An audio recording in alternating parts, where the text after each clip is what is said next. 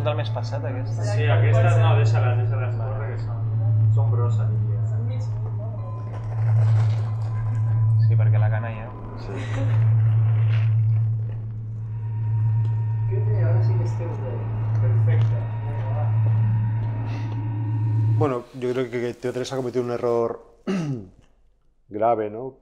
Porque podían haber emitido perfectamente esa película hace un año y medio, después de estrenarla en el cine, cuando ya se nos ofreció, ¿no? que entrase en coproducción TV3 y fue rechazada. Seguramente si hubiese emitido en aquel momento no hubiese tenido casi audiencia y nadie hubiese sabido nada de la película, o se hubiese programado un jueves por la noche y lo hubiese visto muy poca gente. Durante este año y medio hemos tenido varios contactos en TV3 después del primer rechazo y la han rechazado como 3 veces más. Sí que es verdad que a raíz de Málaga, ¿no? Y de la aparición en prensa sobre junio de este año y también con la presión de las redes sociales que ya pedían que un documental premiado en Málaga y que había estado en otros festivales fuese emitido por TV3 como película catalana y hecha aquí, ellos, por esa presión en las redes, tuitearon que la película estaba previsto que se programase antes de acabar este año. Nosotros aún no sabemos de dónde salió ese tuit. Nadie se puso en contacto con nosotros para confirmarnos ni para firmar ningún contrato. Y es a principios de septiembre, creo, a mediados de septiembre, cuando ya la película va a San Sebastián y cuando ya la presión es mucho mayor, que sí que podemos llegar a entrar en contacto con ciertas personas responsables de programación de TV3. Entonces, a partir de ese momento, entramos en una especie de negociación muy extraña en la que nunca tenemos un papel delante, en el que se nos proponga nada, ni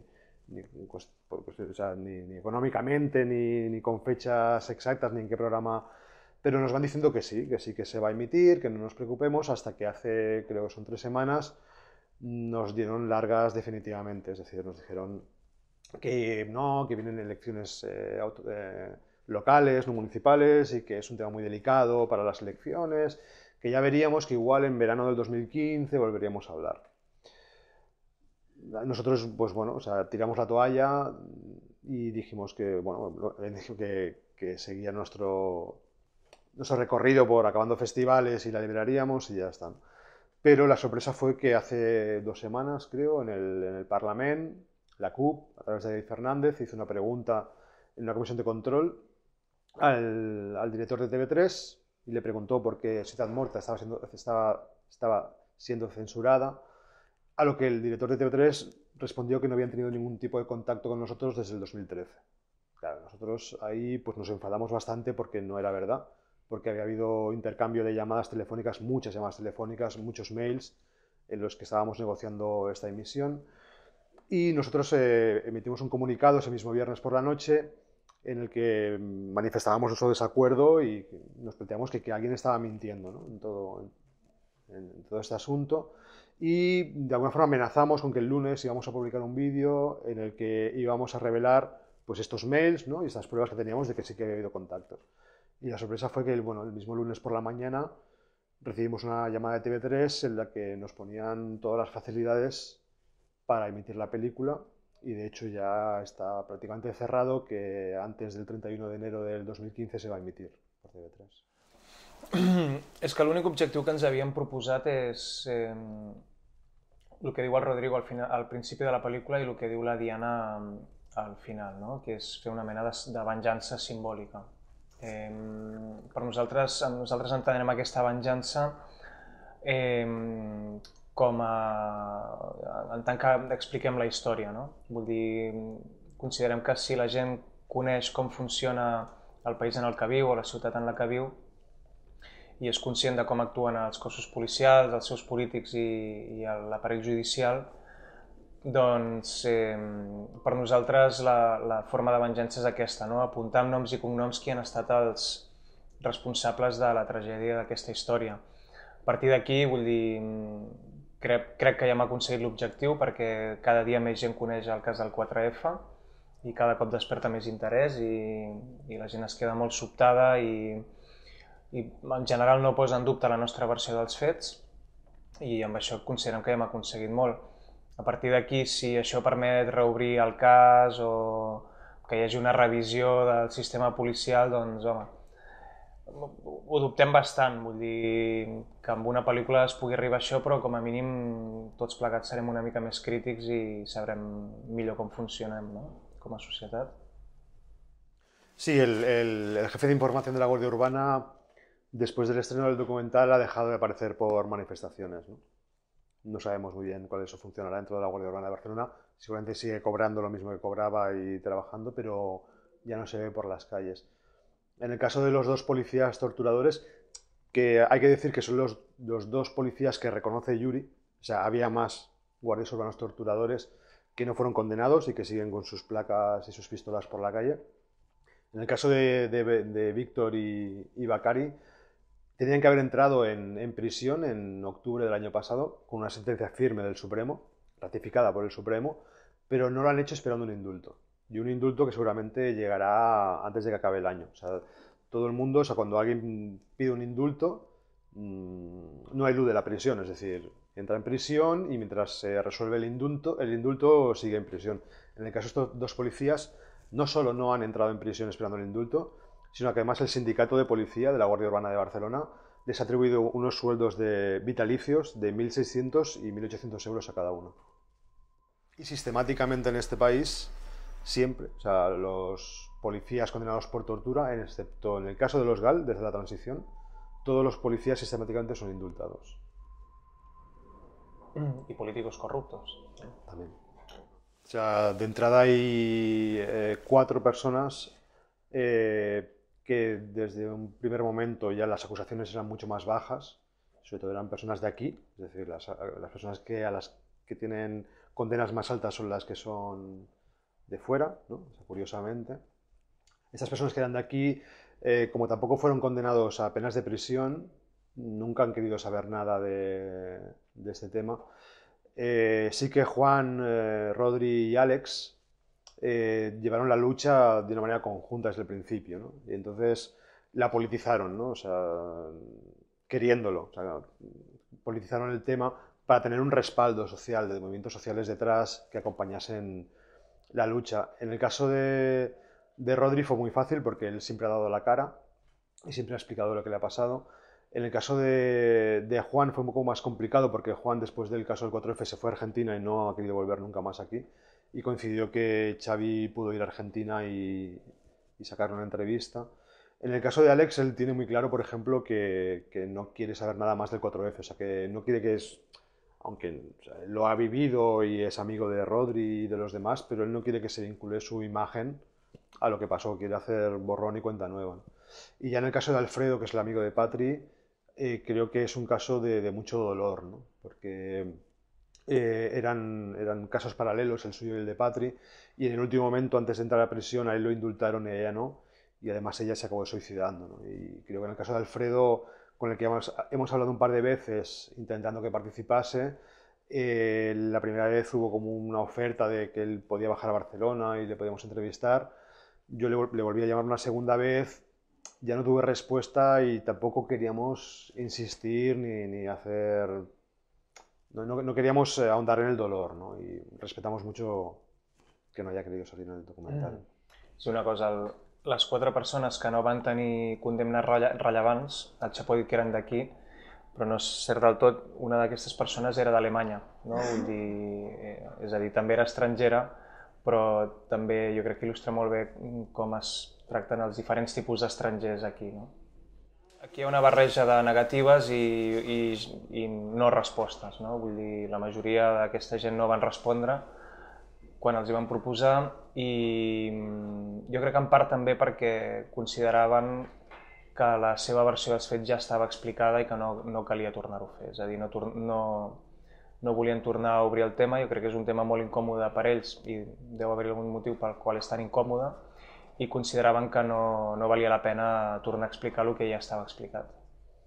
De todas formas, toda esta parte, todas esas personas que no han querido participar en el documental de la otra parte, ¿no? O sea, los exalcaldes, la jueza, la familia del policía, Ellos no han salido en el documental, pero en el documental sí que está reflejada su historia, es decir, están las condenas, están los partes policiales, las denuncias, ¿no? Y toda esa parte, la versión oficial, ¿no? Que siempre se ha explicado hasta antes del documental, sí que aparece en ese documental. Esta casa ocupada, este teatro ocupado de Sant Pere Més Baix, sí que se ocupó desde una posición política, o sea, era una ocupación política, con una asamblea, una gente que defiende la ocupación, ¿no? O sea, se formó una asamblea después de la ocupación y lo que pasa es que llegaron una serie de individuos a esta asamblea, entre ellos un tal Joaquín, ¿no? Que sale en algún momento del documental, que no era bien del movimiento Ocupa, era un expreso por temas de narcotráfico y un poco se fue haciendo con dueño de la casa y esto lo hizo expulsando a veces de manera violenta a la gente de la asamblea, ¿no? Hasta el punto de que la convirtió en un negocio. En este local se hacían fiestas, se vendía droga, se vendían bebidas, incluso alquilaba habitaciones a gente que pasaba por allí. Entonces, lo que es muy extraño es que siendo además una casa de propiedad del ayuntamiento, ¿no? En la que una ocupación de un inmueble del ayuntamiento normalmente dura pocas horas, es decir, se desaloja inmediatamente porque no necesita de una denuncia del propietario, sino que el propio ayuntamiento hace la denuncia y hace el desalojo. En este caso, esta casa ocupada, no sé si estuvo como 4 años ocupada, ¿no? Curiosamente, ¿no? Entonces, lo que sospechamos, o de que tenemos alguna prueba, es que esta casa servía primero para desacreditar el movimiento Ocupa, pero también para expulsar a los vecinos del barrio, ¿no? De unos vecinos que eran pobres, ¿no? Y que no les conviene al ayuntamiento porque no generan riqueza para la ciudad y la manera era como molestarles, ¿no? O sea, con estas fiestas continuas, este desorden en el barrio que provocaba que los vecinos estuviesen muy incòmodos i muchos se marchasen. I no era un centre social ocupat, era un after. O sigui, tothom ho coneixia com l'after del centre de Barcelona. Vull dir, podies anar en cap de setmana a qualsevol hora, allà hi havia festa, era un negoci. És una pregunta que pot ser molt enganyosa. Jo personalment crec que aquest documental s'ha valorat molt més a Catalunya que al resta de l'Estat. Si entenem valorat pel que és el públic, és a dir, hi ha moltíssima més gent que l'ha vista aquí a casa nostra i que l'ha valorat de forma excel·lent des del primer dia. Vull dir, la primera presentació que vam fer va ser davant de 800 persones en el cinema ocupat de la Via Laietana. El dia següent la vam passar als Cines Alexandre davant de 500 persones i la cosa ha seguit així una i altra vegada a Barcelona i a tot el territori. Aleshores, no crec que hagi estat més ben valorada fora de Catalunya. El que sí que pot ser és que des de contextos d'àmbits més institucionals sí que la resta de l'Estat sembla que ens han fet una mica més de cas. Per posar un exemple, el Centre de Cultura Contemporània de Múrcia ens va convidar per fer una presentació oficial a la Cineteca de Múrcia, vull dir, por todo lo alto, amb viatge pagat i tal, per fer la presentació de Ciutat Morta amb un debat molt ric que van fer després. I aquest tipus de coses han passat menys a Barcelona. Per exemple, el Reina Sofia, no? O sea, en el Reina Sofia també ens van convidar amb un cicle de cinema contemporani que es diu Memoria del Descrédito, també doncs, per todo lo alto i tal. I en canvi a Barcelona sempre ens hem mogut amb circuits més alternatius. Sí que vam estar en el cinema de Creative Commons de Barcelona, vull dir que són gent que també són activistes com nosaltres i un llarg etc. És veritat que vam estar al Docs Barcelona, per exemple, però ens va semblar molt estrany i és una cosa que encara no ens expliquem, que ens van posar en una secció paral·lela. Una secció paral·lela, per cert, que van crear per la nostra pel·lícula, perquè no tenia cap sentit. És una pel·lícula que, per al recorregut que havia tingut i el ressò i tot, hagués pogut estar, o hauria d'haver estat en secció oficial, però corríem el perill que en secció oficial haguessin guanyat algun premi. En canvi, la secció paral·lela doncs, estava fora de competició, no? És per posar un exemple. Aleshores, el de que ningú és profeta a casa seva, jo crec que en aquest sentit, siguent una pel·lícula tan incòmoda, doncs cobra tot el sentit i hi ha aquella cosa que no ens poden obviar, però tampoc ens posaran en primera línia. Sí, és important deixar clar que tota la investigació nosaltres la vam treballar, però qui la va fer en profunditat va ser la gent de La Directa, d'un mitjà alternatiu que portàvem molts anys des del principi treballant amb el tema i és qui ens va transmetre tot el que hi havia sobre el 4F i qui ens va ajudar fins a l'últim moment, fins a dia d'avui, a treballar tota aquesta informació. Sí, fue curioso cómo empezamos a hacer el documental porque en realidad el planteamiento inicial era hacer un vídeo corto de unos 15-20 minutos que explicase bueno, una coincidencia, ¿no?, entre los policías de un caso y de otro. Pero sí que es verdad que para hacer este vídeo de 15-20 minutos llenamos todo un suelo de un comedor con papelitos de personajes y temas, ¿no?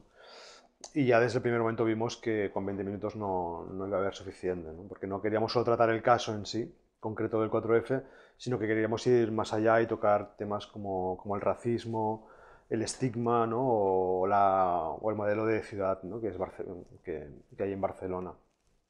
Entonces, de ahí empezamos a escoger personajes que creíamos que podían ser interesantes para explicar la historia, sobre todo los implicados, pero también una serie de personajes que nos pusiesen en contexto todos esos temas que rodeaban el caso del 4F, ¿no? O sea, está Manuel Delgado, o está David Fernández, o está Amnistía Internacional, ¿no?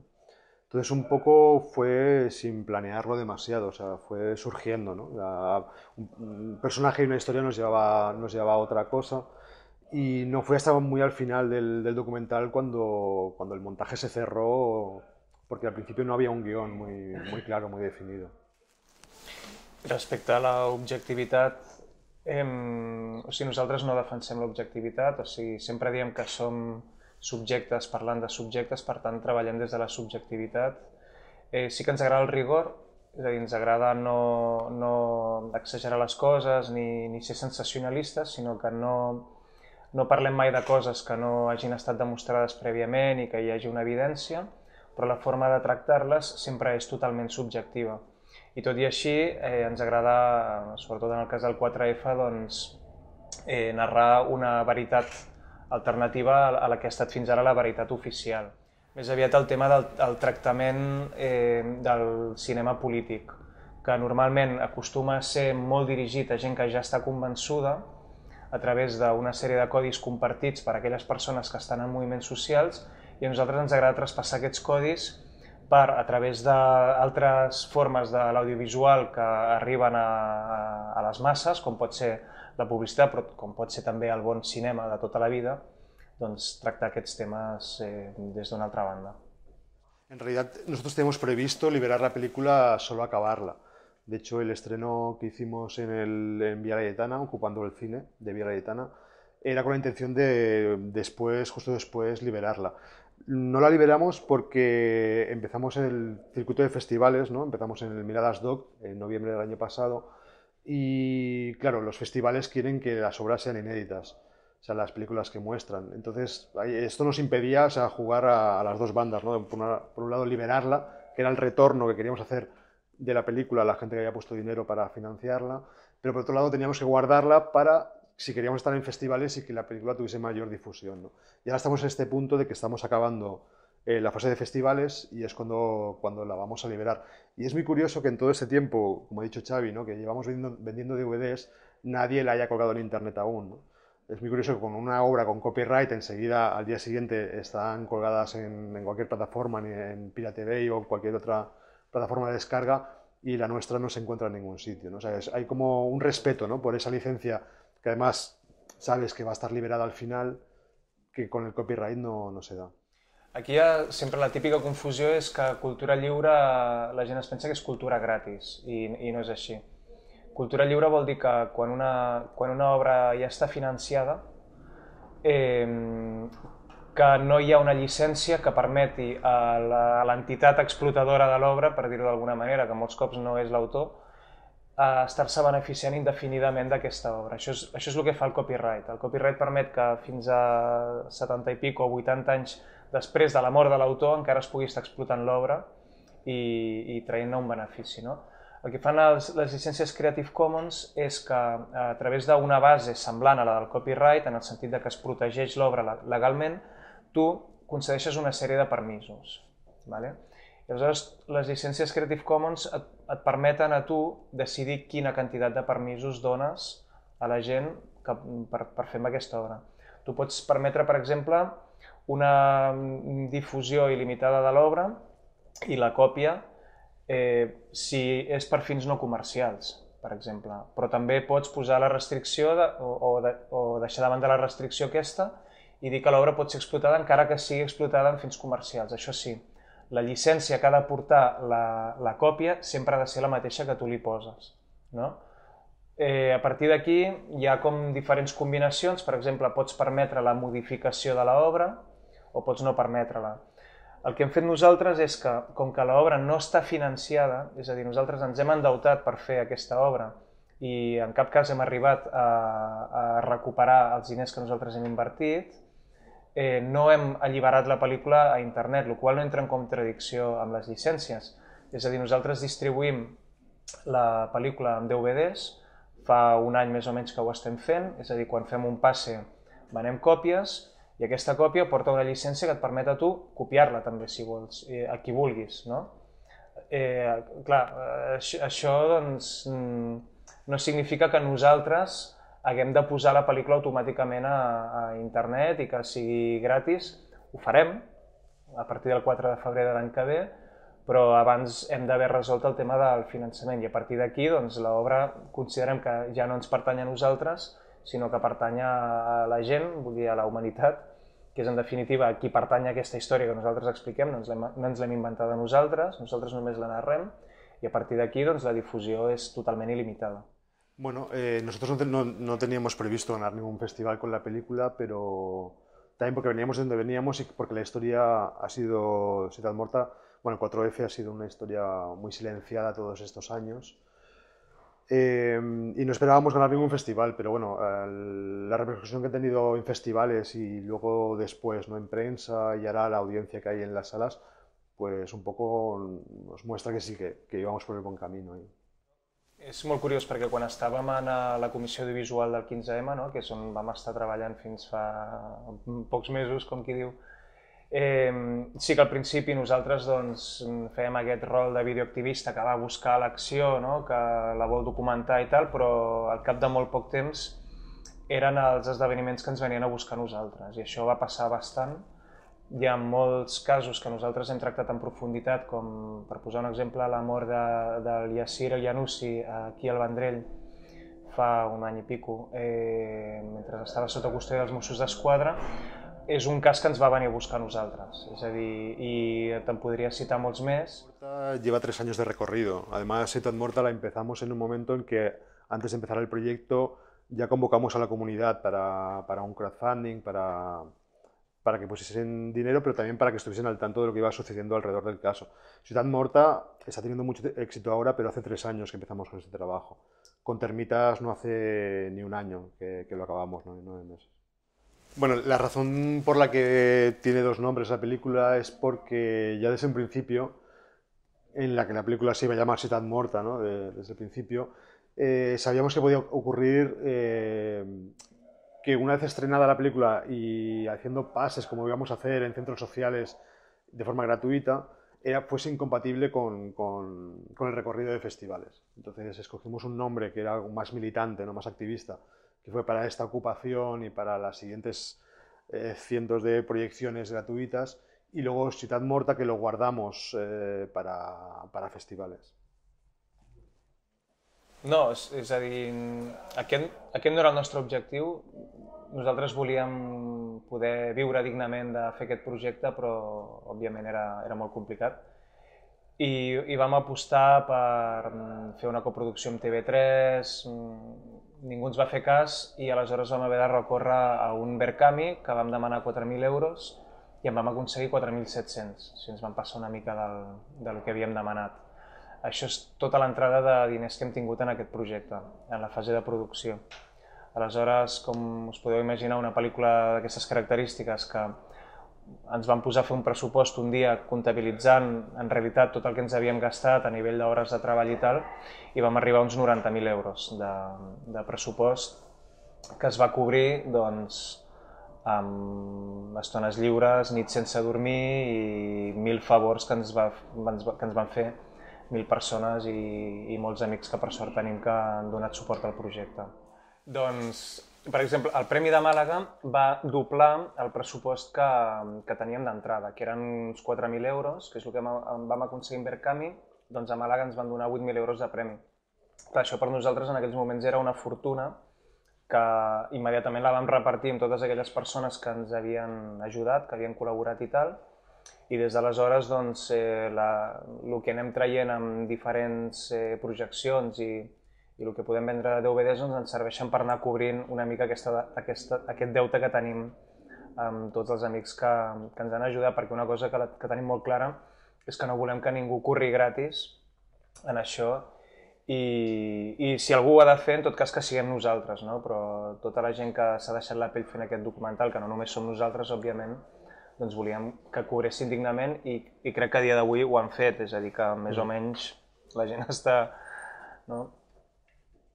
Abans de Màlaga cal dir que vam estar a Tenerife, a un festival que és meravellós, que es diu Mirades Doc, i jo crec que ells van ser els primers que van apostar per aquesta pel·lícula, quan era una pel·lícula totalment desconeguda, d'una productora quasi desconeguda.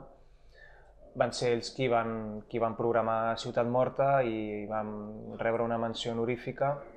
Jo crec que a partir d'aquí ja va provocar certa tensió en alguns programadors de festivals i tal, i crec que va ser arrel d'això que vam anar a Màlaga. A partir d'aquí va ser una cadena, no? Vull dir, jo crec que hi ha moltíssimes pel·lícules que són molt bones, que es queden en calaixos perquè cap programador de cap festival les detecta i aleshores no segueixen aquest recorregut, no? Però sí, entrar en aquest circuit per nosaltres va ser totalment inesperat i jo crec que quasi una estratègia inconscient nostra que un cas totalment polític i activista arribés a molta més gent a través d'un circuit totalment diferent al que estem acostumats, que seria doncs, centres socials ocupats i mitjans alternatius, etc. No? Fins al punt que arrel dels festivals als que ha estat doncs, han sortit notícies al País, al Periódico, a La Vanguardia, que són diaris que sempre van donar suport a la versió oficial i que van criminalitzar totalment les persones acusades del 4F i que arrel de la nostra pel·lícula, parlant d'una obra artística, per dir-ho d'alguna forma, doncs donaven l'altra versió dels fets. En alguns casos amb pàgines senceres o fins i tot amb 2 pàgines, no? Aleshores, sí, jo crec que va ser en aquest sentit una jugada bastant bona, no? Vull dir... Doncs, bueno, o sigui, cadascú de nosaltres té trajectòries ben diferents. Jo personalment soc sociòleg, el Chapo és arquitecte, però vam confluir a la plaça Catalunya quan es va ocupar en el context del 15M. Arrel d'això vam començar a treballar amb temes de videoactivisme, vam ser membres de la comissió audiovisual que es va crear a plaça Catalunya i vam començar a treballar molt sobre temes de repressió. O sigui, ens vam especialitzar una mica, el Chapo i jo específicament, en temes antirepressius. Era un moment en el que estaven passant coses molt dures, igual que sempre, igual que avui, però en aquell moment doncs, ho estaven vivint molt a flor de pell i vam començar a fer una sèrie de vídeos que cada cop doncs, els treballàvem més en profunditat, diguem, doncs, per exemple, relacionats amb l'Ester Quintana i la bala de goma que li va treure un ull. Vam treballar amb temes com el Sergi Garcia, que va estar 48 hores incomunicat, torturat pels Mossos d'Esquadra, etc, etc. El tema del 4F estava molt present a plaça Catalunya perquè feia molt poc que s'havia suïcidat la Patrícia i de seguida ens vam plantejar doncs, fer un treball en profunditat sobre això. I ja ens vam anar consolidant com a equip creatiu per fer un documental més llarg y tal, y aquí ens hem quedat. Yo vengo del mundo de la arquitectura, en realidad. Lo que pasa es que entre medio me dediqué un poco a la música, tocaba en algunos grupos hace muchos años y inicié también lo que es ahora el Primavera Sound, cuando aún era algo mucho más underground y no ganábamos dinero. Y bueno, pues lo que ha contado Xavi un poco, ¿no? O sea, yo también tuve alguna experiencia audiovisual antes del 15M, en alguna comisión de derechos humanos, de observación de derechos humanos en México. Y bueno, un poco pues la Plaza Cataluña nos llamó un poco a documentar todo lo que estaba pasando allí.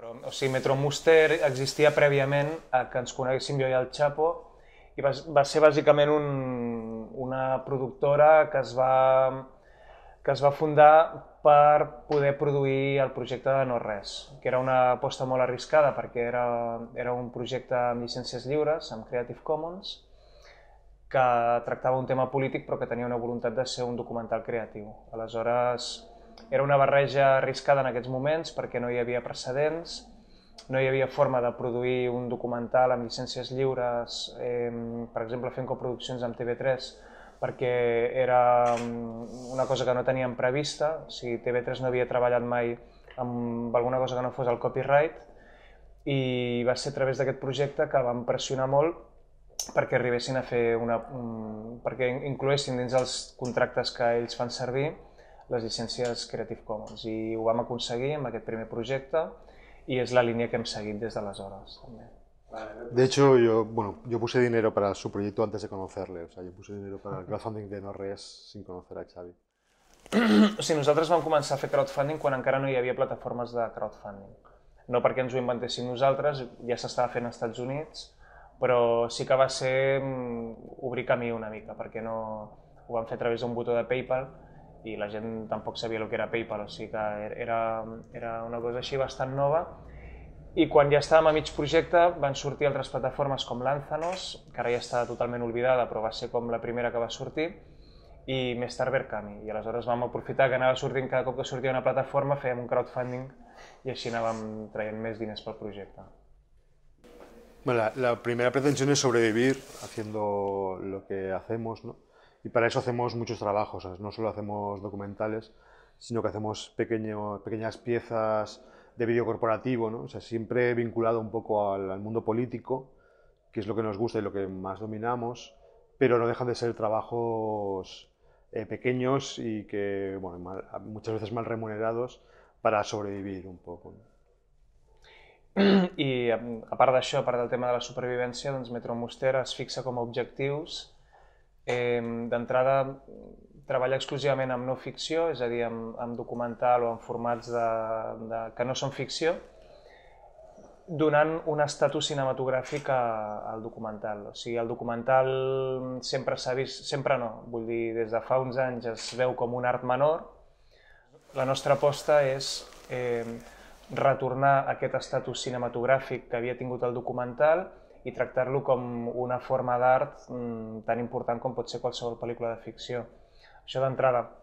Després treballar des de la cultura lliure, és a dir, deixant clar que la indústria cultural ha pervertit l'art, que la cultura i l'art existien molt abans que existís la indústria cultural i que sempre havia estat una cosa que es copiava, que fluïa lliurement i que no poden haver-hi una sèrie d'empreses que monopolitzin i especulin amb llicències, no? És la segona aposta. La tercera seria, doncs, a través dels nostres projectes, donar suport a col·lectius en lluita i fer un tractament polític de temes d'actualitat, bàsicament. Bueno, y este tratamiento político también intenta huir mucho de ese enfoque activista, ¿no? de autoconsumo que se suele dar en los productos audiovisuales militantes, ¿no? Que son muy de autoconsumo, muy cerrados, muy de gueto, en los que es difícil que salgan fuera, ¿no? de cierto círculo y que se entiendan más allá, ¿no? Y que tengan un impacto político real. Sempre parlem de la deconstrucció dels codis, no? Vull dir, ens agrada experimentar amb el llenguatge cinematogràfic per deconstruir els codis als que la gent està acostumada. Si voleu fer alguna cosa... Se lo hizo a mi madre. No sé, si no ja ho donem per fet. Sí, no? Jo vull prendre una canya i un pinxo. No esperabais esto de...